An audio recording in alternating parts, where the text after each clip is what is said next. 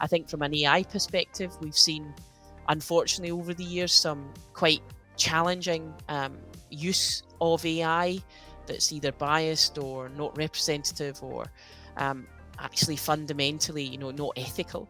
And I guess, the spotlight on that has increased quite a bit, specifically over the last year or two, which is fantastic.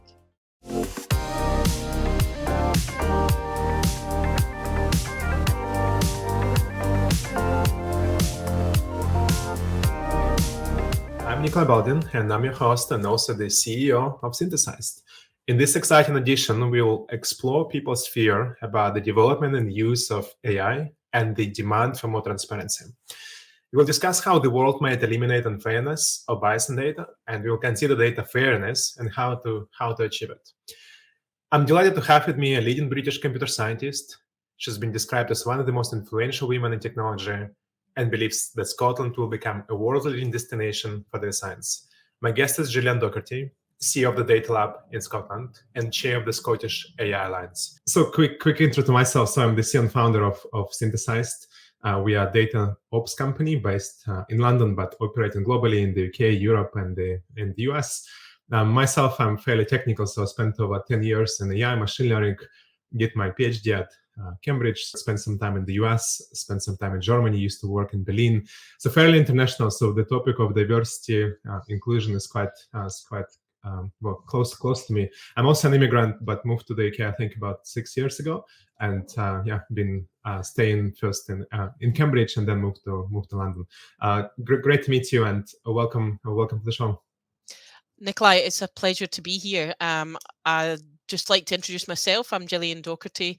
I am CEO of the Data Lab, Scotland's Innovation Centre for Data Science and Artificial Intelligence. And I'm also chair of Scotland's AI Alliance Leadership Circle here in Scotland, who are guiding the work to implement the recommendations laid out in Scotland's AI strategy, which was published earlier this year in March. And it's a pleasure to be here. Great to have you, and thanks a lot for the intro. So I read quite a bit about the Data Lab, but would love to maybe hear a bit more about it, and also what, in your opinion, top 3 priority areas for the Data Lab and for the Scottish AI Alliance right now.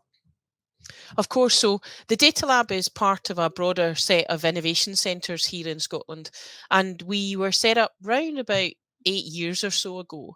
And it was, I guess, a challenge based on the premise that our organisations were not investing in R&D to the same extent as some other countries around the world, and that we had some world-leading academics in certain fields and domains and areas who worked with industry partners, but often maybe didn't engage with industry partners here in Scotland. So the Innovation Centre programme was set up to try and encourage those links, build those links, and get more organisations active in research and development. And there's a range of them with sector domains, specialisms, and some who are more cross-cutting technology. And ourselves at the Data Lab, we focus on the use of novel and innovative data science and AI to help our organisations flourish. And we do that through a range of services, collaborative innovation, where we link organisations with academics, with our team of data scientists, with funding opportunities, or indeed business advice, and into the supplier network. We have a range of skills and talent programs, from our sponsored master's programs in various data science, data engineering and AI related courses, industrial doctorates, which we can co-fund, through continuous professional development, data skills for work training grants, and executive and leadership development. And then underpinning all of that is our community work. And indeed, we have both the community we've been building over the last several years, but we've also launched a digital platform to bring the community together, not just here in Scotland, but out across the world, with content, exclusive content, mentoring capability, focus groups, etc. So the goal of the Data Lab really is to help Scotland maximise the value of data, to change lives and make us a robust and vibrant country through the use of data science and AI. So that's a little bit more about what the Data Lab does. And I guess our 3 priorities really are driving economic benefit for the country, through supporting organisations grow and develop new solutions and capability in data and AI, through driving societal benefits. So that's supporting our public sector and our third sector in the use of data and AI and the solutions that they have for either our citizens or their users or clients. And finally, a challenge that is applies the world over is the climate emergency. So how does the data lab support organizations build new capability or adopt new ways of working that helps address the climate emergency? That's fascinating, and I think those are incredibly important. What, in your opinion, the key challenges of implementing those? It's a really good question. I guess I've been at the data lab since the beginning, so I've seen a lot of developments over the last 7 years or so. Um, Predominantly at the start, there was a lot of organisations quite progressive in their thinking. Some of the larger organisations clearly were using data. Scotland has a very significant financial services sector and fintech sector. And those organisations understood they needed to use data.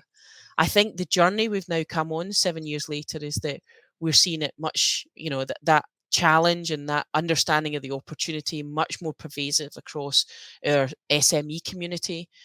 We've seen a growing number of tech startups where data and AI is key to some of the capability that they're building. And I think the public awareness of the impact of data has increased significantly across those 7 years.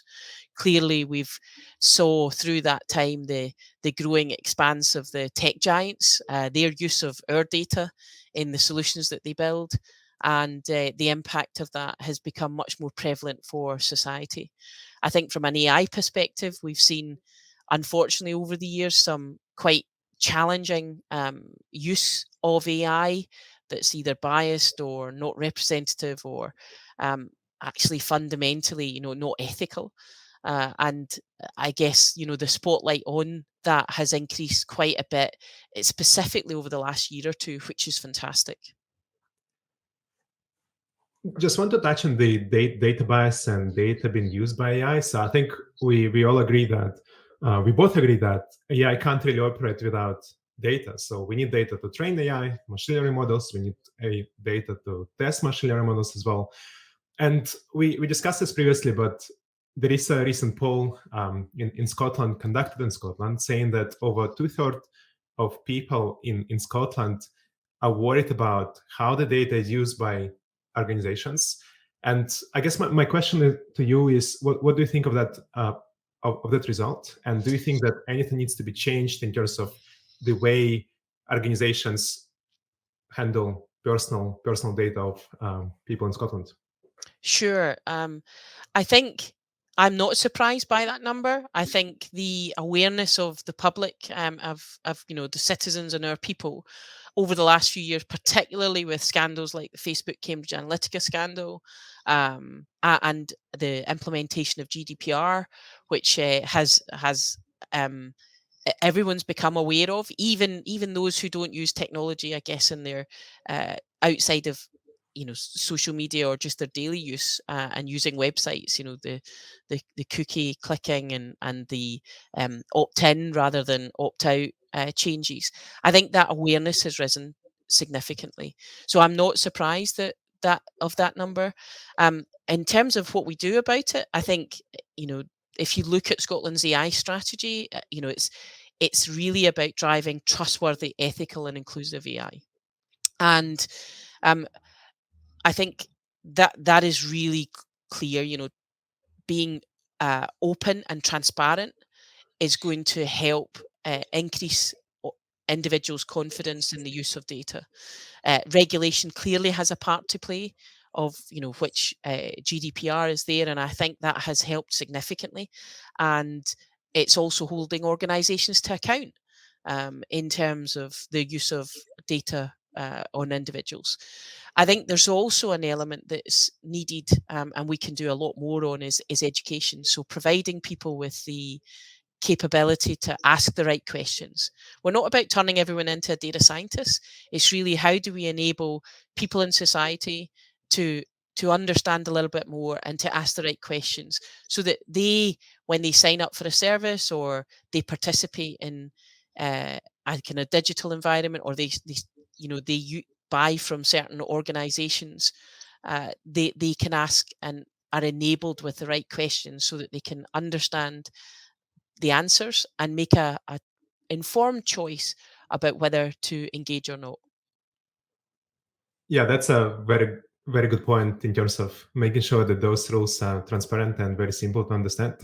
So I was reading the results of the poll, and if you even ask myself if I trust AI and trust organizations handling my data, I don't, because I don't really know how it's handled, and this needs to be very transparent, and it needs to be given and provided to people, and they should know how to use it and how the data is used. And also, I think needless to say, when we think of AI, there are so many different aspects of AI, right? So there are different machine learning methods, there are different prediction algorithms, there are different recommendation systems, and all of them are different. And it also, of course, depends how they are constructed, how they're built. And needless to say, there is right now also a big topic of explainability, right? So we want to ensure that when decisions are made by AI, so those can be explained. So okay, yeah. Do you think we're doing enough on education, Nicolai? It'd be great to explore that with you. Do you think we're giving people the knowledge and the capability to ask the questions they need to? I think the results of the poll are very interesting and definitely indicate that there needs to be more education. The question, I guess, is how we organize that effectively and how we work collaboratively on educating the society. And it needs to be a collaborative effort between, I guess, organizations, universities, government, and we see some prominent results already. I think so. Actually, the fact that nearly 2/3 of people living in Scotland are worried about the way AI, the data is treated. I think it's actually a good indicator because I'm worried myself too, and and I think we are worried for the right reason. And it's definitely good that people already start thinking about it. So we just need to provide a little bit more information, a little bit more evidence on, I would say, positive results and positive impact from the AI as well. Sure. But something we touched on, which is data bias, and we know that if data used by AI is biased, the decisions made by AI will be biased as well.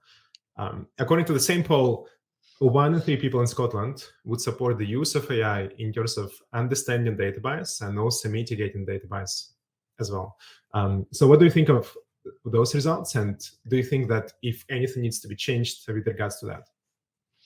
Yeah, I think that's an interesting result. And clearly, 1 in 3 is an interesting statistic. I think that by definition means 2/3 don't support the use of AI in discovering and eliminating unfairness and bias.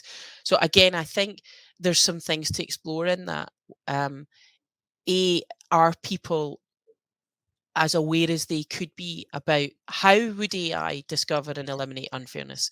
And I think if you're not aware of how it would do it, then how could you be in support of it? So I think again, there's probably some education and examples, real life examples about, well, how would AI discover and eliminate unfairness and bias in data? But I also think actually there's a big element here that it often takes a human in the loop. And multi-diverse teams with a diversity of backgrounds and expertise.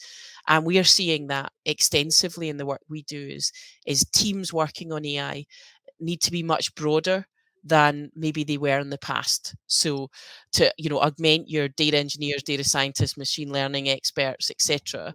How do we have social scientists, humanists, ethics experts? How do we involve a more diverse, robust team structure? Because often it'll take maybe a human to say, actually, where is the unintended consequences of that algorithm? What part of society does it not represent, either in the data or in the way the AI is developed?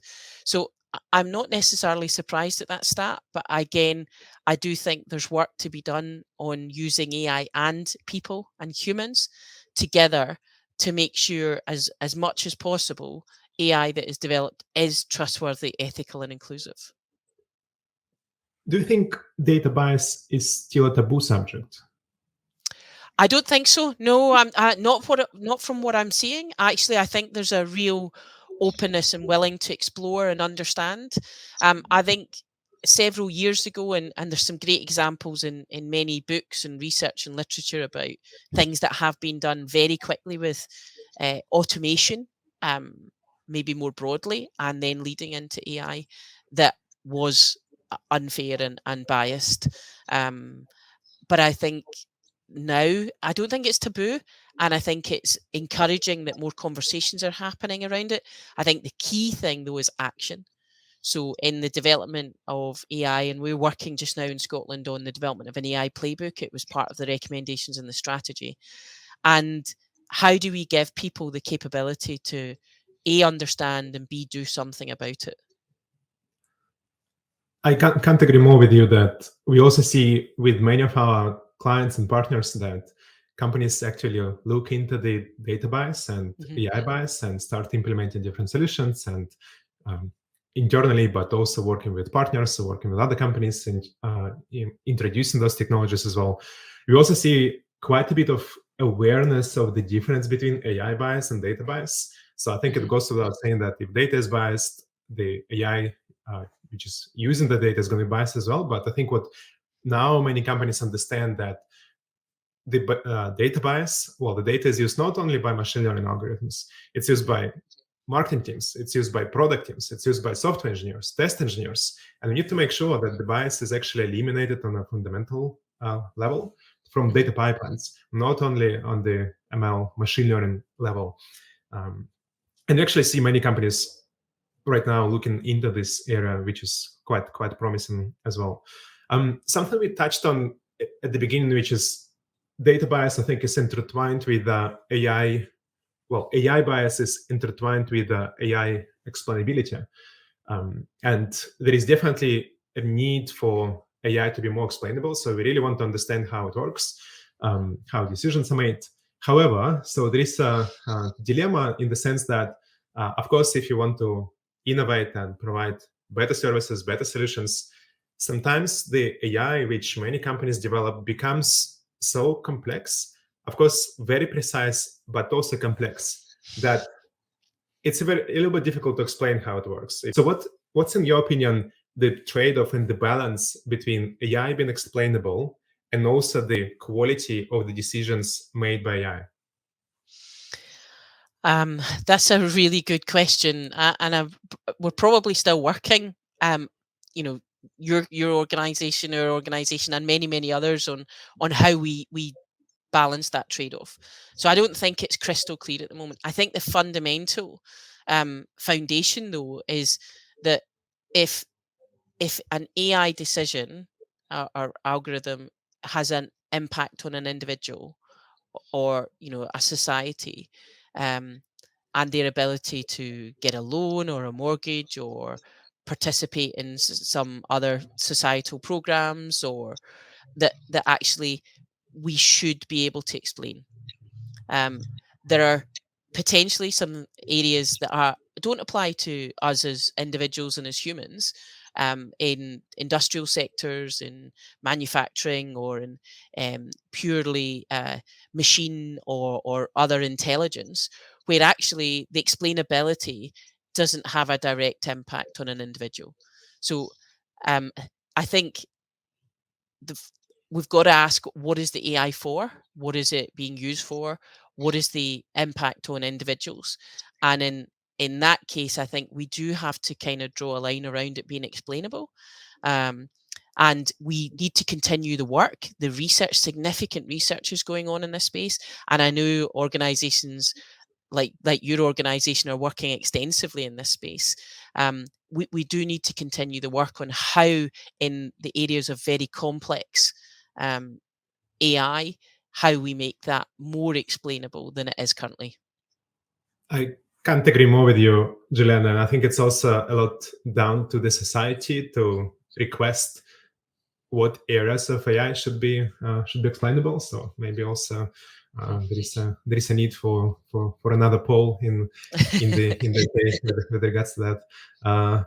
But that's fascinating, and I think also we talk a lot about AI being responsible, and we want to ensure that the AI is used responsibly, data is used responsibly. However, of course, as we understand, businesses often think in terms of metrics. What do you think the end goal for responsible AI should be, and how should we measure? How should we be measuring the AI being responsible as well?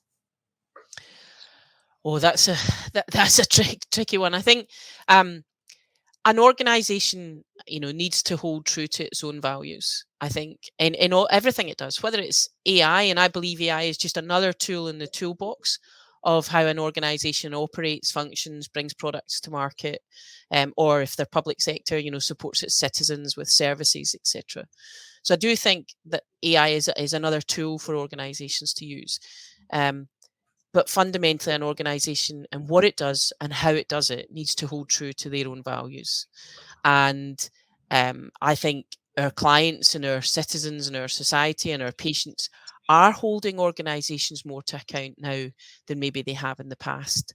And I think that therefore will drive through into engagement, sales, revenue, all of those things.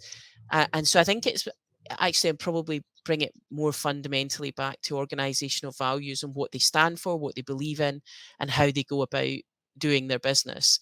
And equally, that also then needs to apply in how they use AI, if that makes any sense.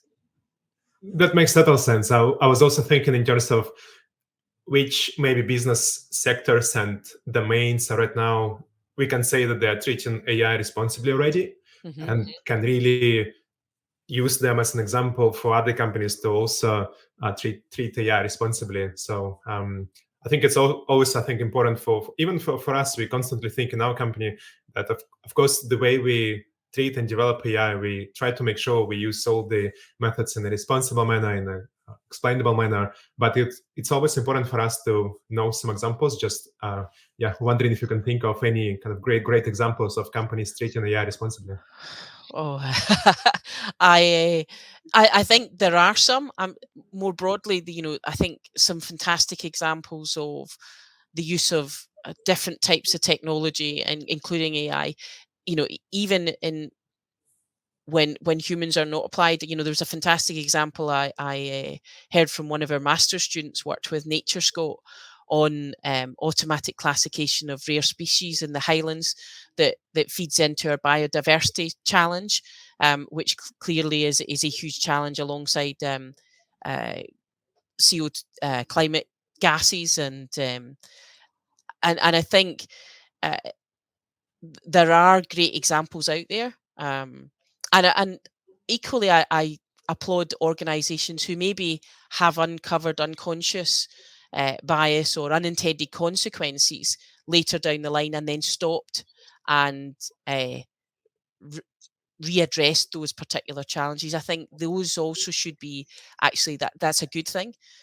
When these things are found, how do organisations actually address them?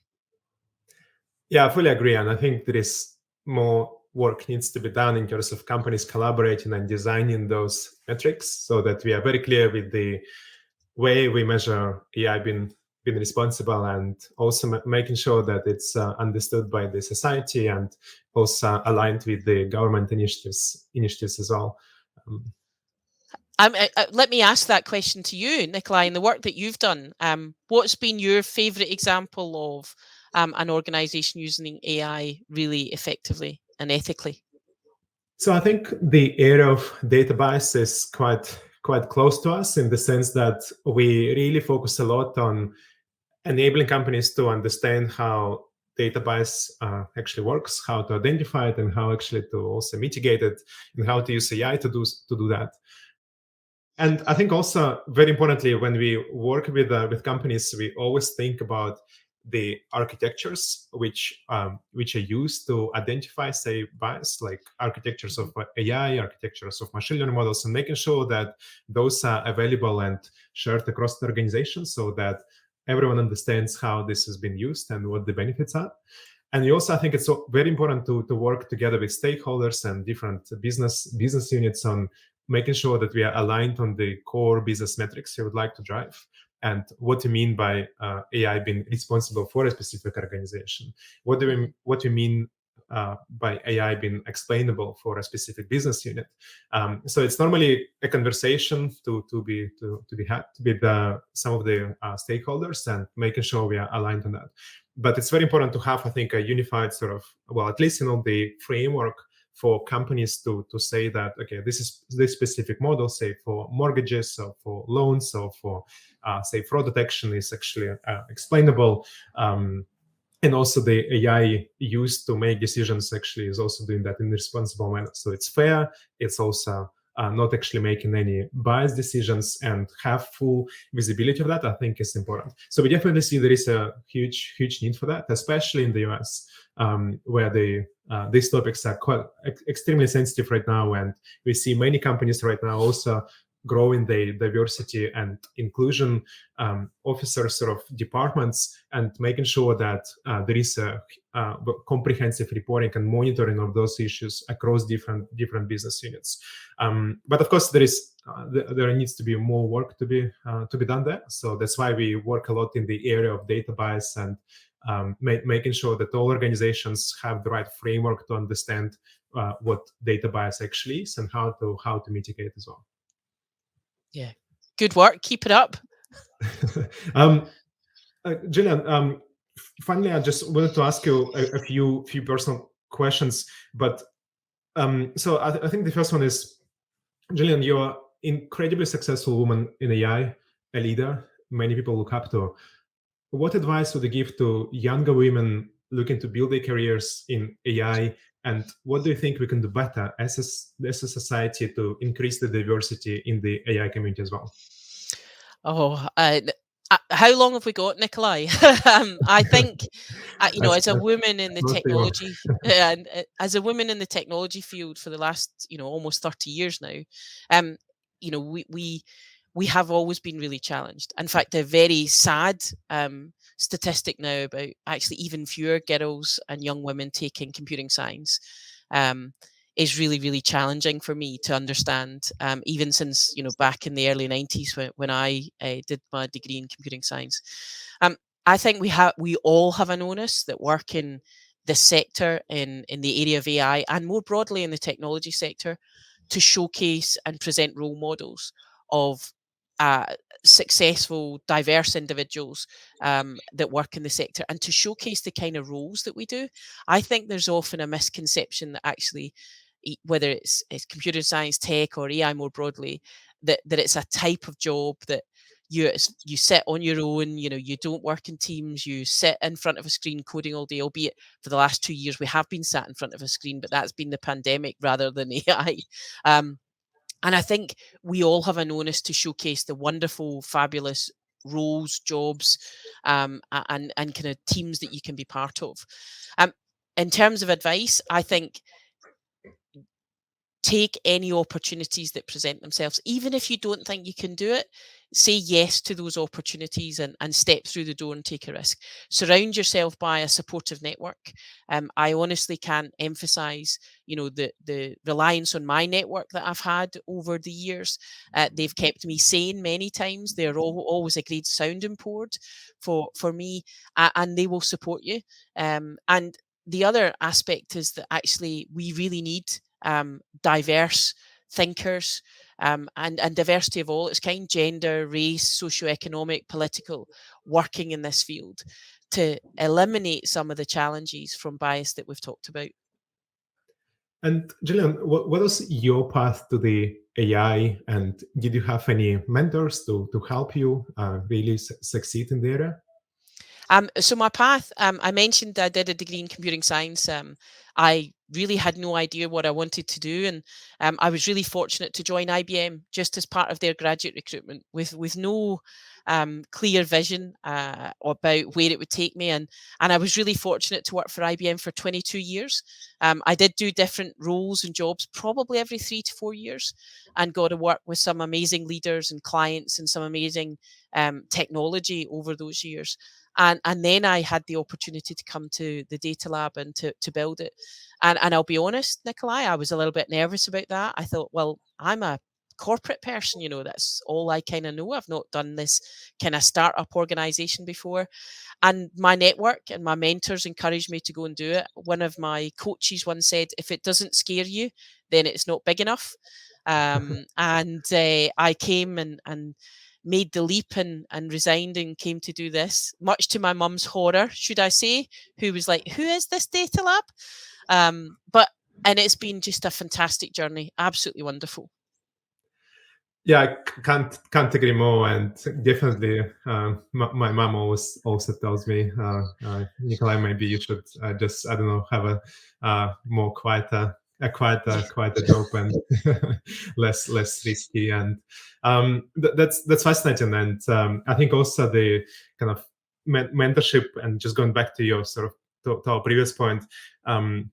I think it's also important for us to think about how we provide the right sort of mentorship to younger generation, younger women, younger men, and making sure that there are sort of opportunities are clear, and the path to successful examples are visible as well. So I think that's also the reason why we're really keen to do this podcast with you, to make sure that people have these examples in front of them. And Well, thank you very much for the opportunity to join you on this podcast, and it's been great to discuss all things data, AI, and bias, and women, and all of those things. Thank you so much. Thank you, Gillian Docherty, for joining us on this edition of the podcast. I personally really enjoyed the discussion we had today on AI transparency, data bias, how we can support the younger generation on their career developments in AI, how we can promote the diversity and inclusion in the AI as well. If you want to learn more about it and connect to myself or Gillian, please do that on LinkedIn. And if you have any questions and would like to discuss any of these topics in details, please do so.